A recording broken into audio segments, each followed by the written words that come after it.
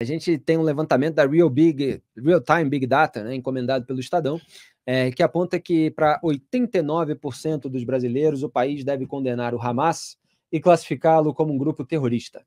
A pesquisa também mostra que somente 29% acham que o Brasil tem condições de, de mediar a guerra Israel-Hamas.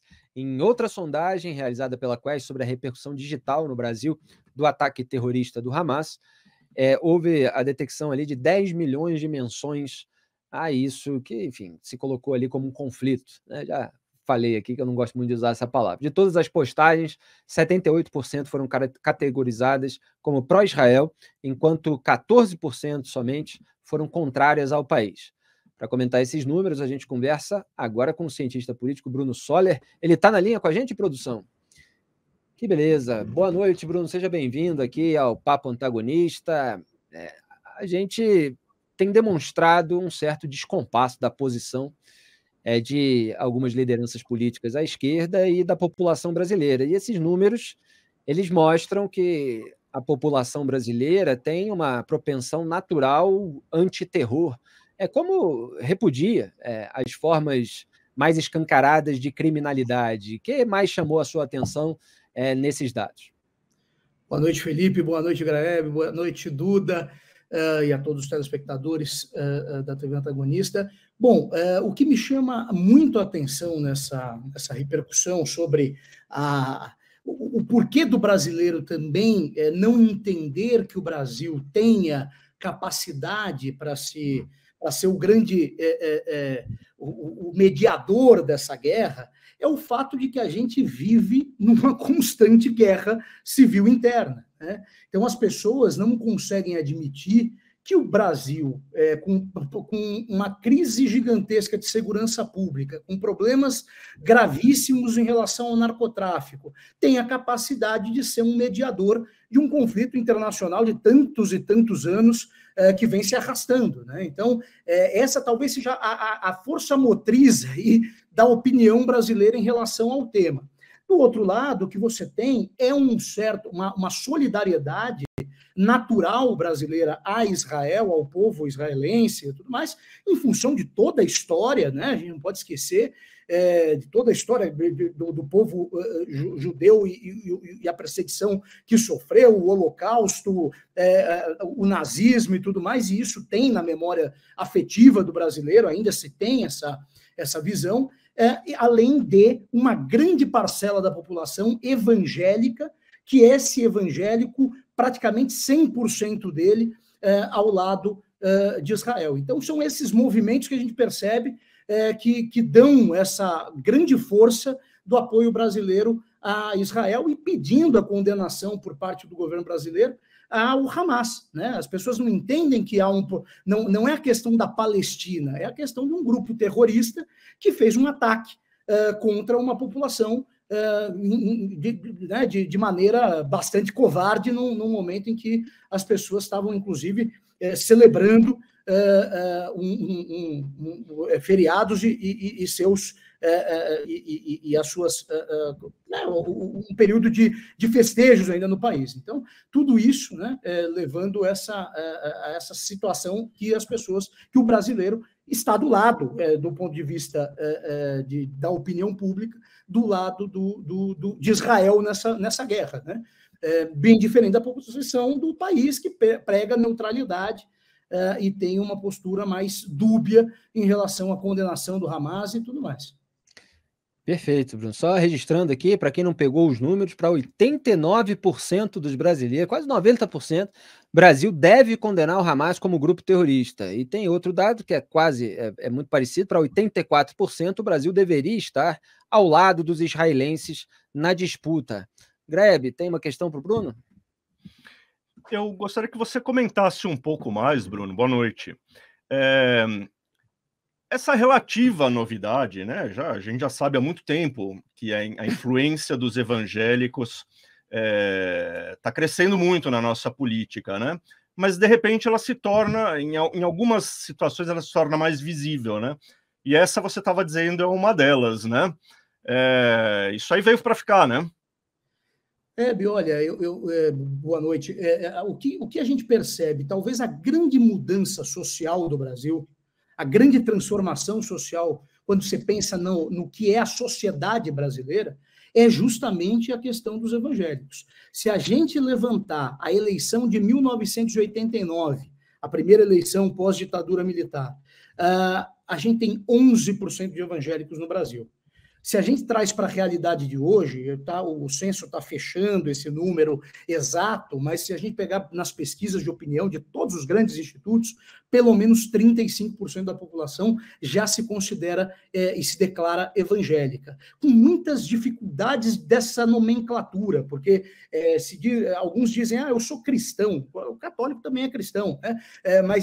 Mas tem essa dificuldade ainda dessa nomenclatura no Brasil. Mas o fato é que eu não tenho dúvida em te dizer que hoje, ativo, você tem mais evangélico no Brasil do que católico, ativo.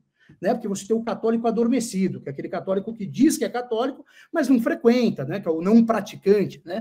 A gente está tendo até um fenômeno novo, que agora é o evangélico desviado, é o evangélico que não vai mais à igreja, ele já se transformou em evangélico, mas não está indo mais à igreja. E já existe um pouco disso. Mas o fato é, essa talvez seja a grande transformação social do Brasil. E nós caminhamos para daqui 2, 3 eleições, provavelmente a gente ter mais evangélicos no país já declarados do que católicos. Essa é uma tendência natural. O Brasil vai de grande potência, de talvez o maior país católico do mundo, como já carregou esse título, o Brasil deve ser uma potência evangélica nos próximos anos. Duda Teixeira, para a gente fechar a rodada.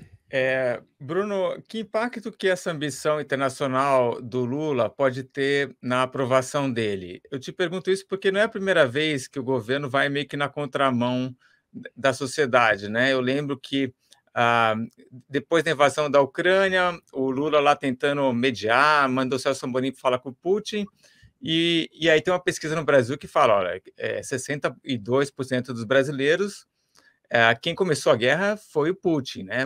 As pessoas sabem, não é a OTAN, não é o Zelensky, nada disso.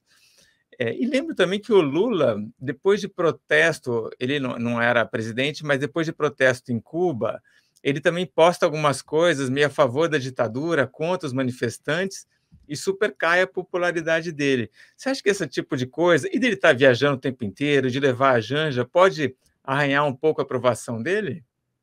Olha, vamos lá. Para o eleitor que já não gosta do Lula, que já tem uma predisposição a rejeitá-lo, isso só aumenta essa rejeição. Né? Então, ele dificulta a possibilidade de conseguir angariar novos eleitores ou pessoas que poderiam, de certa maneira, olhar para o Lula com outros olhos. O fato é, Duda, que, ao mesmo tempo que se tem essa condenação, a gente não pode esquecer que existe sempre na cabeça do eleitor um comparativo.